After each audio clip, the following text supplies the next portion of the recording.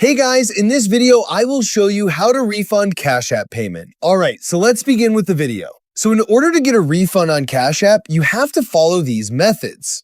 First, open the Cash App on your mobile device and go to your activity section from the bottom right. Find the payment you want to refund and open it.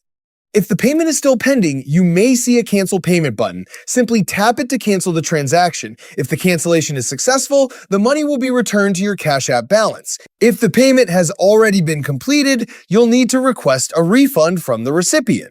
Ask the person who received the payment to open the transaction on their Cash App account, scroll down, and tap the refund button. Once they confirm the refund, the money will be sent back to your account. Depending on the payment method, the refund may take some time to appear.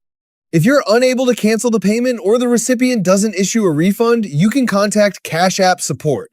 Tap your profile icon in the top right corner, scroll down and select support.